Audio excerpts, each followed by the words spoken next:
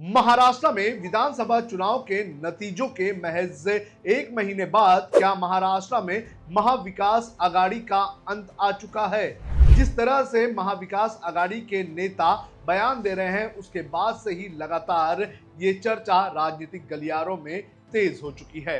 इस वीडियो में हम आपको बताएंगे नेताओं के वो बयान जिनके वजह से लगातार ये कहा जा रहा है कि अब महाविकास आघाड़ी और इंडिया अलायंस का अंत महाराष्ट्र में आ चुका है।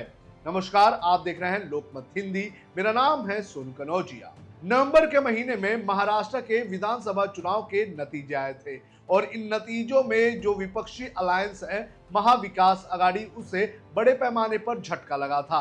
महाविकास आघाड़ी के नेताओं को यह लगा था कि लोकसभा चुनाव का ट्रेंड विधानसभा चुनाव में देखने मिलेगा और जो सत्ताधारी अलायंस है उसे झटका लगेगा। लेकिन जब 23 तारीख को चुनाव के नतीजे आए तो उसमें जो महाविकास आघाड़ी है उसके नेता चौंक गए, क्योंकि महायुति को बम्पर जीत हासिल हुई थी। इतना ही नहीं, महाविकास आघाड़ी के जो पार्टियां हैं वो 50 का भी आंकड़ा पार नहीं कर पाए और इसके बाद से ही लगातार महाविकास आघाड़ी के नेता एक दूसरे के ऊपर आरोप लगाने का काम करने लगे। और इसी कड़ी में अब बड़ा आरोप लगाया गया है कांग्रेस के नेता विजय वडेट्टीवार की तरफ से।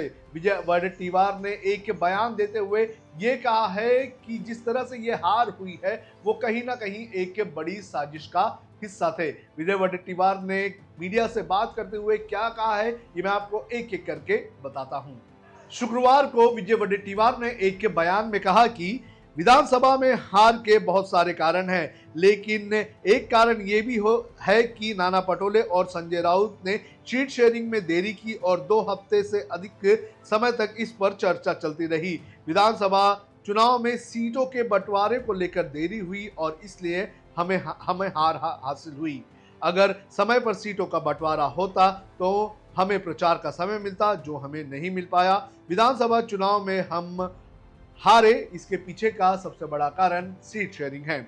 उन्होंने आगे कहा कि नाना पटोले और संजय राउत इस बैठक में शामिल थे। मीटिंग का समय 11 बजे तय हुआ होता था, लेकिन 2 बजे ये नेता मीटिंग में आते थे और इसी कारण ये मीटिंग लंबी चलती रही। इसका असर ऐसा पड़ा कि नेता एक जगह से दूसरी जगह जाकर प्रचार भी नहीं कर पाए। अगर मीटिंग 2 दिन में खत्म हो जाती तो हमारे पास समय होता। क्या जानबूझकर किसी एक बड़ी साजिश के तहत जो सीट शेयरिंग है उसे डिले करने का काम किया गया है?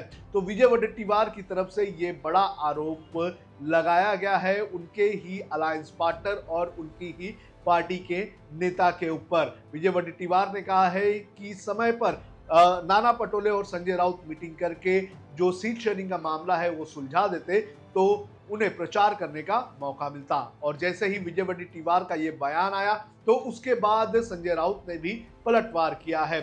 संजय राउत ने ये कहा कि सीट शेयरिंग को लेकर जो विदर्भ में बातें अटकी हुई थी वो कांग्रेस की वजह से ही अटकी हुई थी। अगर कांग्रेस समय रहते विदर्भ की सीटों को लेकर चर्चा कर देती तो सीट शेयरिंग का मामला काफी पहले ही सुलझ जाता। आपको बता दें कि महाराष्ट्र में इस विधानसभा चुनाव में देखा गया कि जहां महायुति जो कि सत्ताधारी अलायंस है उसने समय रहते अपने सीट शेयरिंग का मामला सुलझा लिया था और किसी भी प्रकार से सीट शेयरिंग को लेकर तीनों पार्टियों के बीच किसी भी प्रकार की कोई भी दिक्कत नहीं दिखाई दी थी। लेकिन जो विपक्षी अलायंस है महाविकास आघाड़ी, उसकी सीट शेयरिंग का फॉर्मूला आखिरी दिन तक तय नहीं हुआ था। आखिरी दिन तक मीटिंग्स चल रही थी और आखिरी दिन जो प्रेस कॉन्फ्रेंस हुई थी उसमें भी ये साफ नहीं हुआ था कि कौन कितनी सीटों पर चुनाव लड़ेगा और इसी के चलते तीनों पार्टियों के बीच मतभेद है, इसकी चर्चा तेज होने लगी थी और इसी का खामियाजा चुनाव के नतीजों में इन नेताओं ने, इन पार्टियों ने झेलने का काम किया है। जहां एक तरफ हार को लेकर चर्चा चल रही है तो वहीं दूसरी तरफ जो महाराष्ट्र में जो चुनावी समीकरण है, जो राजनीतिक समीकरण है वो भी अब बदलते जा रहे हैं।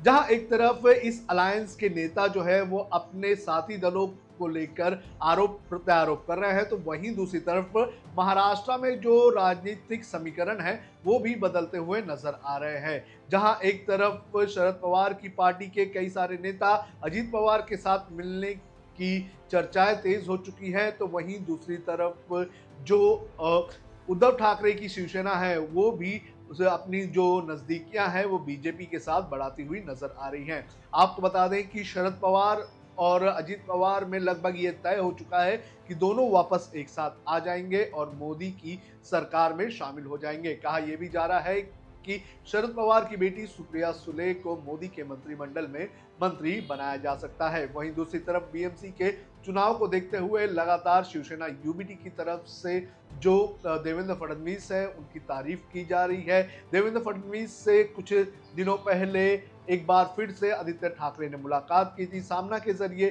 तारीफ की गई थी। संजय राउत ने भी जो देवेंद्र फडणवीस है उनकी तारीफ करने का काम किया था। तो महाराष्ट्र में चुनावी समीकरण बदलते हुए नजर आ रहे हैं। दोस्त दुश्मन बनते जा रहे हैं और दुश्मन दोस्त बनते हुए जा रहे हैं। देखना ये जरूरी है कि कब महाराष्ट्र के चुनाव में ये सारे बदलाव होंगे। कहा जा रहा है कि मकर संक्रांति के बाद जो एनसीपी है वो एक हो जाएगी और हो सकता है कि उद्धव ठाकरे जो है वो बीजेपी के साथ मिल जाए। लेकिन जिस तरह से चीजें हुई है उससे लगभग ये तो साफ हो रहा है कि महाराष्ट्र में जो महाविकास अघाड़ी है और जो इंडिया ब्लॉक है उसका अंत आ चुका है।